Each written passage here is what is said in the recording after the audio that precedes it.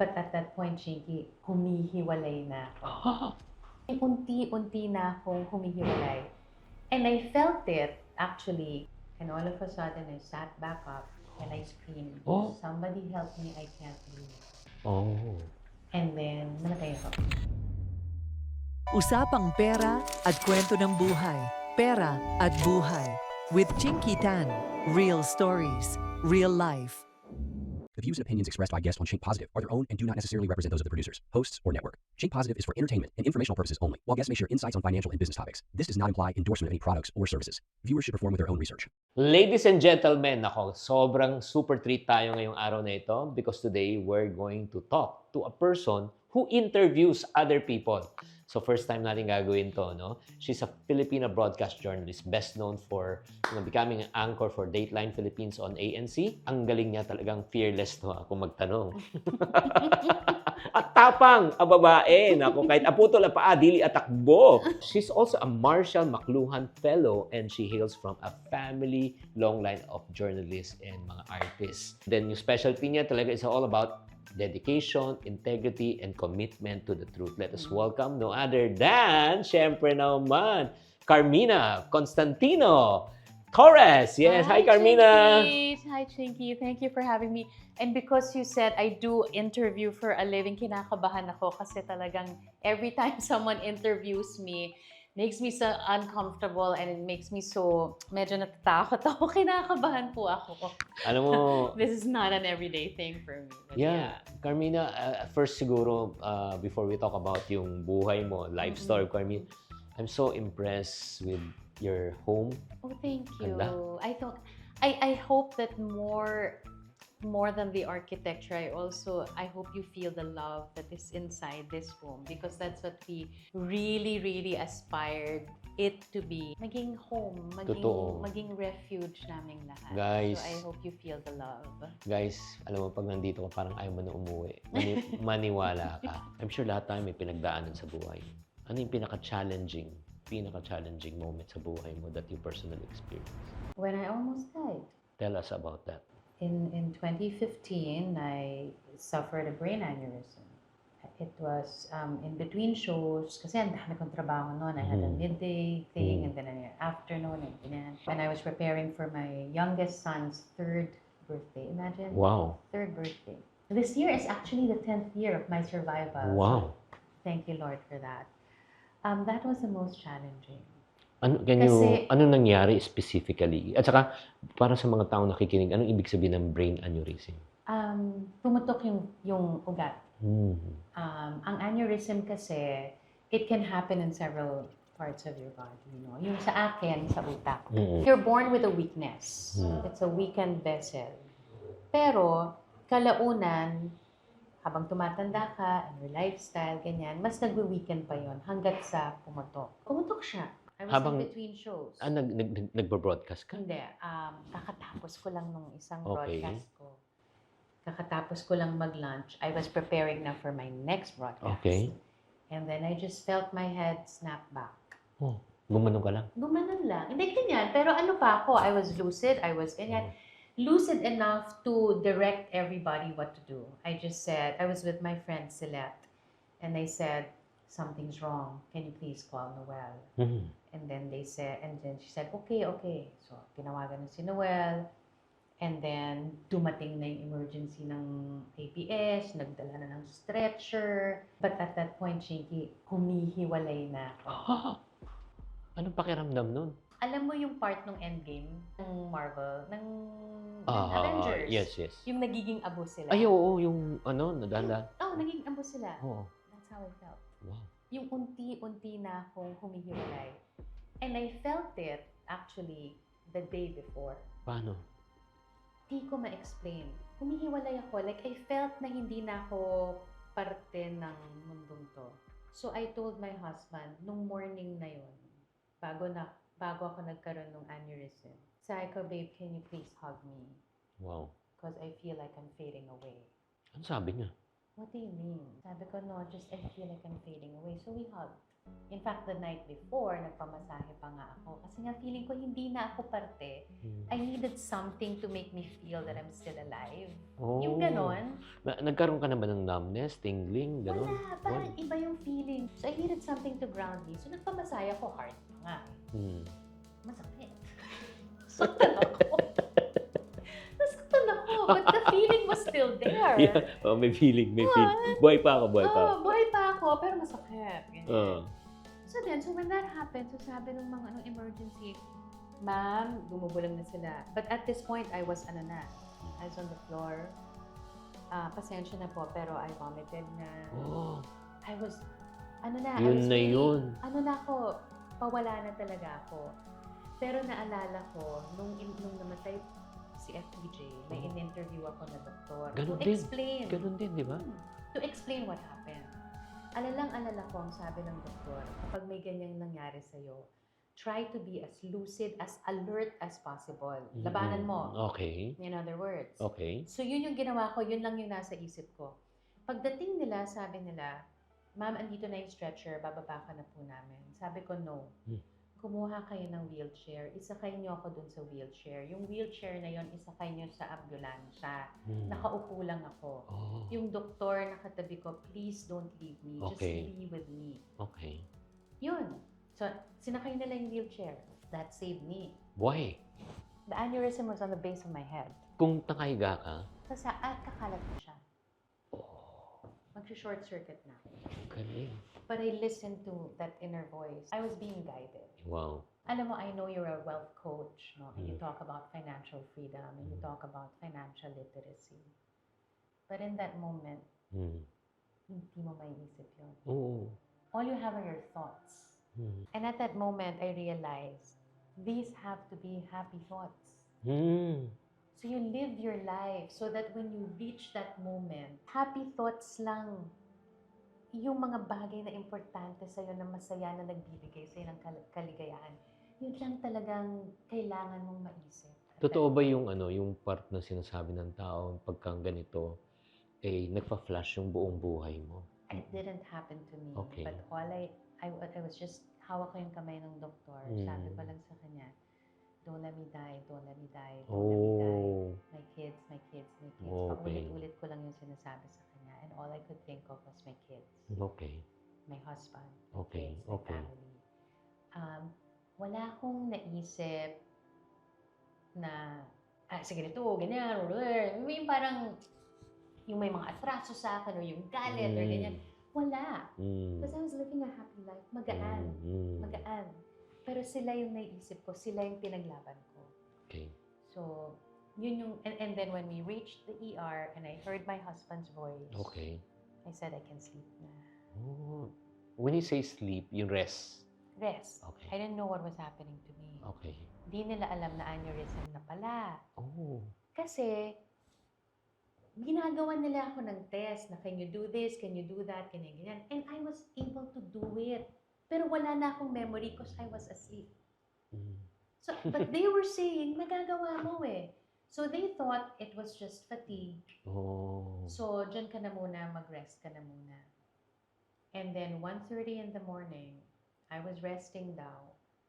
And all of a sudden, I sat back up and I screamed, Oh. somebody help me, I can't breathe.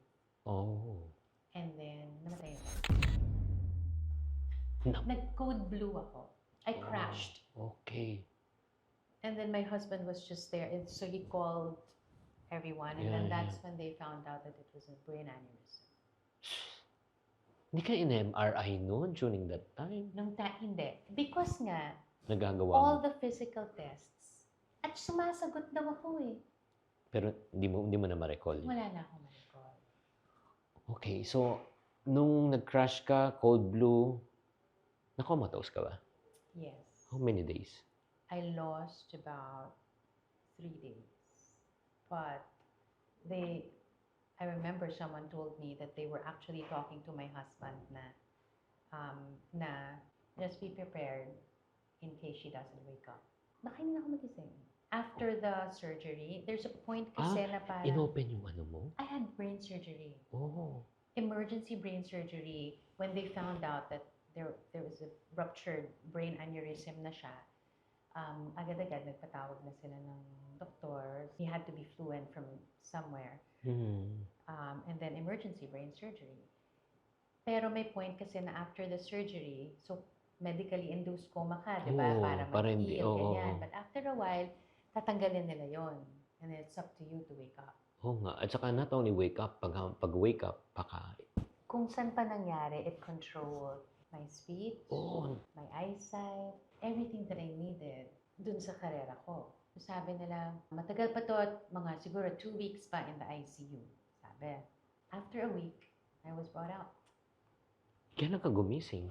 I think on the third day, pagising ko, I saw my husband. Oh. And then my first thought was, yung birthday ni Theo. Natuloy ba? Na parang, sabi ko, anong day na? And then he said, well, you lost a few days. And I go, what about Theo's birthday and the suppliers and the ganyan and ganyan? Sabi niya, don't worry about it. It's been taken care of. So I go, okay. Tapos in-explain niya. And then, hindi ko maintindihan kung anong nangyari sa akin. Bakit ako nandito? And then I think it was my dad with Dr. Kwanang, our neurosurgeon, our neurologist. They were there and they said, you had a brain aneurysm. And that's when I cried. Oh. Kasi doon ko na na-realize yung gravity na napagdaanan ko. So, na-connect mo na siya. Na-connect mo na yung humihiwala yung katawan mo during that time. Tapos naalala mo na yung wheelchair. Nag-connect na ba? Hindi pa?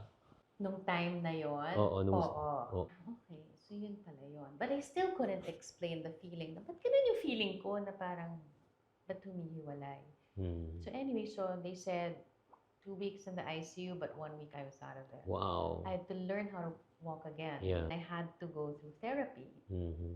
Naging kaibigan ko na yung therapist ko, pero sinabi niya sa akin, ma'am, alam mo, nung bago kang dating, nag-usap-usap kami ng mga co-workers. Ang tansya namin sa'yo noon 6 months bago ka Recover. But you did it in 12 sessions. Wow. Pero na weekly yon, so parang 3 weeks. Pero ang hirap ng Chinky kasi parang yung mga things na ang dali-dali nating ginagawa. Na we take for granted. I couldn't do it. Wow. Kahit gusto ng utak mo, hindi kaya ng physical. At saka yung fear and yung trauma that my body experienced. Sometimes it still happens, ha. Higising ako, hindi ko alam mangyayari ba ulit. Tama, yung fear. Because it happened on a regular day. But the faith, it keeps me steady. At saka importante yung communication ko with my husband. We have a term, it's called, I feel wonky. Pag sinabi ko na yon, alerto na siya. Yun. And then he talks to me, what's happening, what made you feel this way. Ang galing. But the trauma and the fear is there. I don't think it can ever go away. All I can do is parang know how to live with it and deal with it when it's there. You know what, Carmina, at saka lahat ng mga nakikinig at nanonood, while you're narrating that story is really close to my heart and hits home. You want to know why? In 2015, my wife gave birth to our youngest. On the 3rd day, she suffered a severe head migraine. And we were forced to bring her back to the hospital. And yung pain level na tinatanong ng doctor, from 1 to 10, anong pain level? Sabi niya, 9, gano'n. Persistent. Binigyan siya ng high dosage of pain medication, walang effect. So after 5 days, bumalik kami ulit. Sinabi ng doctor, mag-MRI ka na. When she was scheduled, I was there present, 6 a.m. After 15 minutes, nagsisigaw na yung mga nurses ng cold blue. Ano na siya, seizure. On the 3rd seizure, I saw her, yun nga, nasa stretcher, nag-ano na siya. On the 3rd seizure, nag-comatose siya. 7 days. We had 10 doctors, 3 neurosurgeons, 1 heart specialist, infectious disease. Not even one of them can diagnose what happened to my wife.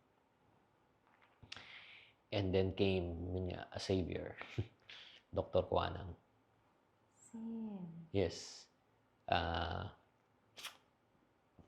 Finally, sinabi niya, your wife suffered a very rare disease called PRES, P-R-E-S, posterior reversible encephalopathy syndrome. So basically, pag yung babae nabuntis, namamanas, yung tubig niya sa katawan, umakyat sa utak na magang utak.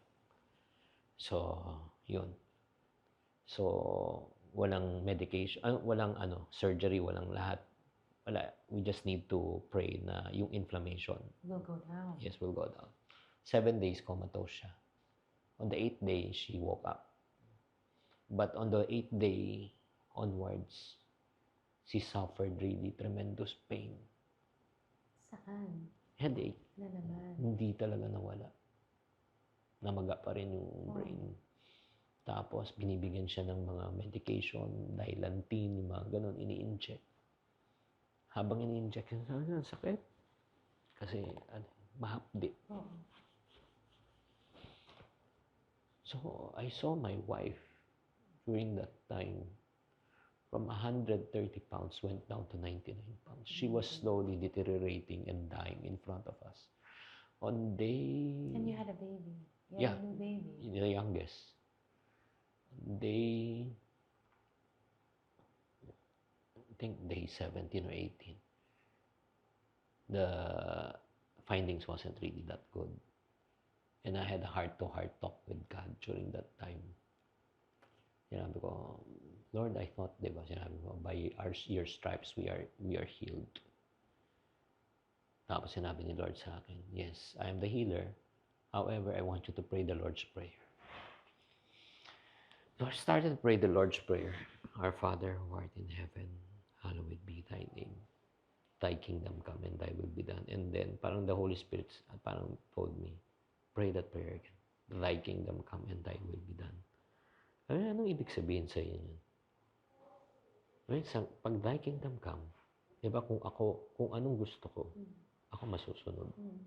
What if, kung time na, ng misis mo ahead of you? Are you willing to surrender and submit? And I felt that I was just like Jacob during that time. I struggled with God. I fought God. Pero ultimately, I have to surrender. Sabi ko, Lord, if it's your will, your kingdom come, your will be done. That was day 18. Nothing happened. Day 19, the miracle happened.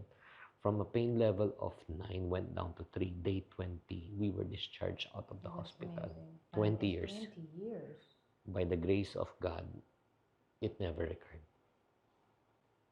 And let me encourage you while you're telling that story, yung fear, kasi the same fear you experience is the same fear that my wife experienced, that I also experienced. Yes. Kasi, di ba, yung parang tanong natin, Lord, paano ko maulit?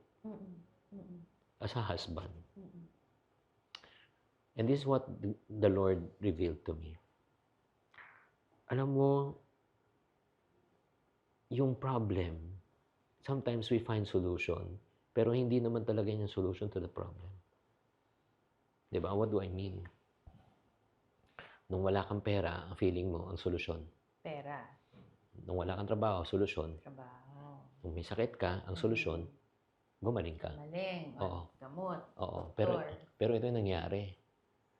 Nung wala kang pera, takot ka na maubusan ka. Pero nung nagkatrabaho ka na, meron steady na. Then all of a sudden, paano kung mawala? Nung, di ba, like for example, di ba, wala kang negosyo or walang benta negosyo mo. Di ba? Matatakot ka magsara. Bigla nagkabenta. Nung malaki ng benta, paano kung di na maulit? Yeah. There's always that other thing. Yes, exactly. Ganun din. Nung may sakit ka, malubha. Lord, paano gagaling? Nung pinagaling ka na, Lord, paano kung bumalik? So the solution pala that God revealed to me was not money, was not opportunity, was not healing. The solution is, where do you put your belief and faith? Correct. So, ang ginawa namin mag-asawa, we don't know what the future holds. Pero, we just believe by faith. Lord, you are sovereign. Yeah. You are in control. It's not healing that we need. It's your sovereignty. And you are in control. Kaya ever since we transferred that, yung ngayon nga, sa business ko, sa di ba?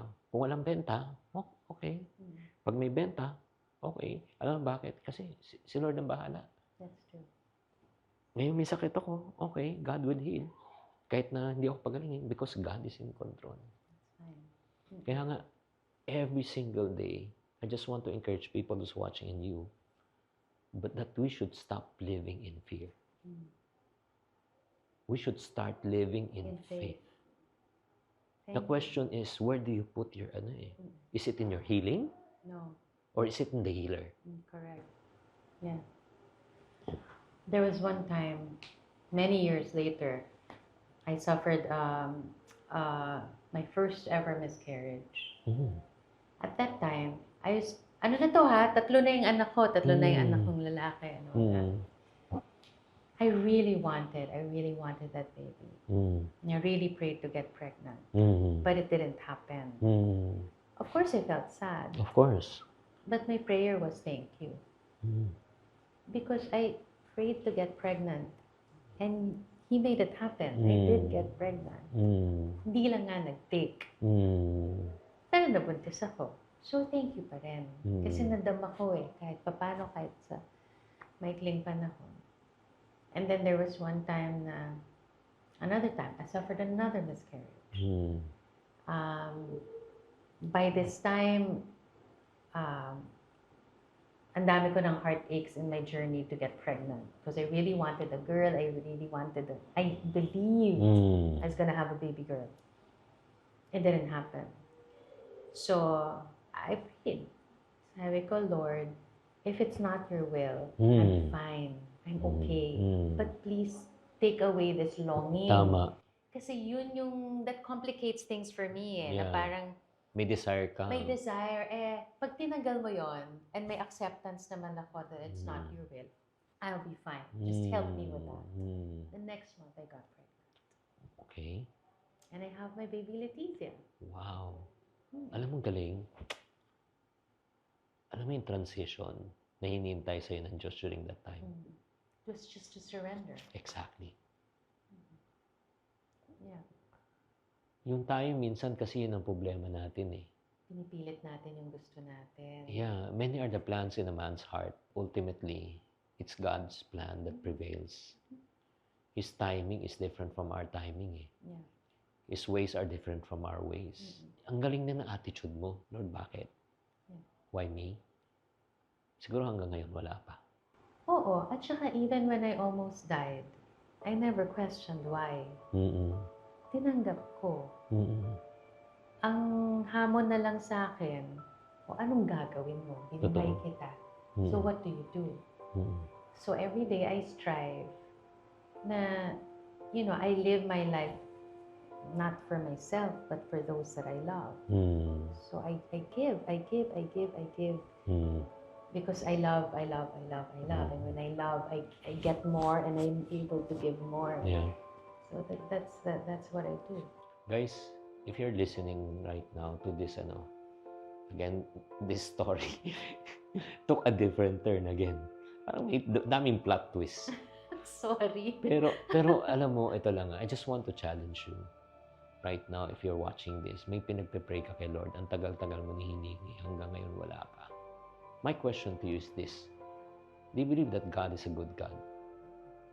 Diba, He's good, right? If He's really a good God, why will He withhold something that is good for us? Yun ang dapat mo tanungin eh, kung makakabuti. Because alam niya, if He gives it to you right now, yung pinagpe-pray mo ngayon, hindi yan makakabuti sa'yo. Makakasira sa'yo. Dahil nga hindi ka pa handa eh. Pero nung sinabi mo, Lord, di ba? Sige, gusto ko to. Tanggalin mo tong desire na ito. Susurrender ko na sa'yo. Nakita ni Lord na handa ka na. Ready na siya. Ready Diba? na mag-birthday ang Oo. baby. Kaya nga guys, this is an answered prayer to you right now guys, if you're watching now. Kaya nga, ang revelation din sa akin, when I pray for something, hindi pa dumarating, ang sinasabi ko, Lord, ano pang problema sa akin? Ano pang kailangan kong Gawin. baguhin para ipagkatiwala mo na yung hinihingi ko? Ako naman, Shiggy, every day, after my meditation and prayer, I always pray Lord, please send me people, thoughts, and ideas that will help me fulfill no one else's, but only your will for me. Wow. Yun lang. Kasi, when I was writing that prayer, nakakagaan. Hindi lang nakakagaan, pero it also speaks of surrender. It also speaks of trust. Yes. Diba? It also speaks of, I believe, and bahala ka, and I trust you, right? And I'm not kidding. Ever since I started praying that prayer, Wow. I've been guided. I've been guided. Trust, surrender, Believe. and then ang ending yan, happy. Yeah. Mm-mm. Diba? Diba? Trust. Kasi wala ka nang iisipin eh. Mm-mm. Wala ka nang iisipin. Mm-mm. Kasi nagtitiwala ka eh. Naniniwala ka eh. Tapos sinuko mo pa. Ano pang iisipin mo? Alam mo yung I think your life verse will be this. Delight yourself in the Lord, and He will grant your heart's desire. Because you trust, you believed, you surrender. His will right now becomes your will. Yeah. His happiness right now becomes your. May happiness. So, happy ka. Grabe. Carmina, right now, ano pang ang vision mo? Ano pa yung pangarap mo? It's never been for me. Katulad nga ng sinabi ko, wala naman talaga akong dreams for myself. Gusto ko lang talaga maging happy. But now, I dream for the same and I pray for the same, but not for myself anymore. It's for my kids. Okay. It's for my husband. Okay. It's for our country. Wow. I figured it out in the way that my parents modeled themselves. Na your life is not for yours alone to live. Wow. Na di naman para sa'yo lang yung buhay mo, diba? So you have to live life for others as well.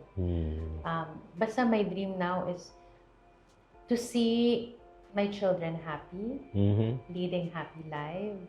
Pareho or mas higit pa sa happiness na nararamdaman ko ngayon. For my husband, diba? At talagang pangarap ko yung bayan natin. Diba? Na talagang umunlad. Hindi lang yung ilan, pero yung karamihan. Tama. Yung mas nakararami. Alam mo, magandang motto yan na para sa pamilya mo. Yung gusto ko, happy ka. Meron na ata nagsabi nun. Si Enril eh. Di ba? At saka, hindi lang yun. Para sa ating bansa rin na sa bawat mamamayang Pilipino. So finally, can you give a message to the people right now na who might be also experiencing yung challenges na sinabi mo before? What can you tell them? I think it's only a challenge if you see it as a challenge. Pag nakita mo siya as an opportunity to grow, to be victorious, to succeed, mag-iiba yung pananaw mo. Hindi siya challenge na nakakabigat, pero magiging isa siyang oportunidad para umusad. Most of the time, it's the mindset. Oftentimes, it's the mindset. Diba? Pero yung isa pa siguro na natutunan ko sa buhay ko is hindi naman kailangan maging mahirap for you to succeed. Tama. Kung saan madali, kung ano yung binigay sa'yo, dun ka. Saan ka magaling, di ba? Kung saan ka magaling, dun ka. Huwag mo nang pahirapan yung sarili mo. Pwede naman kasing maging madali. Diba? Pero ang nagpapahirap minsan tayo. Kaya nga. So, paminsan nga, all it takes is to have that conversation with yourself. Kausapin mo lang yung sarili mo Na hindi, ang buhay hindi nangyayari sa'yo. Paminsan kasi ganun, di ba? It's happening to me. Why is this happening to me? Ako lang, oo. Ako lang maranas nito, di ba? Pag ganun mo na inisip, Biktima ka na. Wala ka ng solusyon. So, instead of, viewing it that way, take hold be in control Mm. of your life story. Yeah. And then yun nga, just like what you said, you pray to God, you put your faith in God. Yeah. Oo. Mas gagaan. Mm. Gagaan ng sobrang gaan. Mm. Kasi may kasangga ka eh. Grabe. Alam mo, naalala ko tuloy yung kantang Come to me, those of you who are heavily burdened, and I will give you rest. Carmina, thank you so much. Thanks, Jay. Grabe, galing-galing. I wasn't expecting it to go the way it Oo nga went. eh, di ba? Pero ang ganda. Thank you so much for having me. Yeah, I hope that this session of ours not only blessed people, but also it blessed you. Yes, it did. Yeah, kasi yun nga yung sa fear part na, di ba? You should not fear because yun nga, yung faith natin na wala sa healing, nasa healer. Mm-mm. You know, that really touched me. Kasi parang, oo nga naman, napagdaanan mo na. Di ba? Sinalba ka niya. Oo. Ano pang kinakatakot mo? Oo. Di ba? Tapos na. Oo. And he healed you. Mm-mm. More than healed you. Yeah. And grabe, alam mo, coming to this, I didn't even know that story. You don't even have a trace. Oh, thank you. Di ba? When people have aneurysm, di ba? Mm-mm. Yung, That's why also, Diba? when my dad was alive, he had to talk to the news manager then, Jing Reyes, to say, please don't say anything. Please news blackout muna that this happened. Because he also was very protective of me because he didn't know how I was going to come out of it. yeah, If I was going to come out of it. yeah, But I'm alive and I'm thankful. And Thank there's you. only one God to thank for. yeah. Thank you very much, Carmina. Thanks, Chinky. So guys, I hope that this episode has really ministered to you. Again, also healed you kung may mga fear ka sa buhay, mga concerns. Always remember, ang sagot, hindi trabaho. Kasi nung wala kang trabaho, takot ka. Ngayon may trabaho ka, takot ka. Nung wala kang pera, takot ka. Ngayon may pera ka, takot ka. Nung may sakit ka, takot ka. Ngayon, pinahil ka, takot ka. Ang solusyon talaga, magtiwala tayo sa Diyos. Katulad sila ni Carmina, we trust, we believe, we surrender, and you will be happy. At kung happy ka, type happy na right now sa comment section.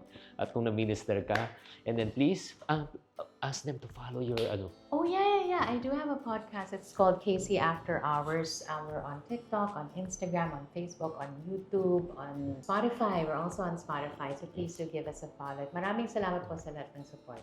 Thanks, Chinky. Tatandaan, tamang karunungan, tamang disiplina po ang susi sa pagyaman. Kung maibabalik lang natin talaga, no, siguro, yun ang isang kulang sa, pinagpe-pray natin bilang mga Pilipino.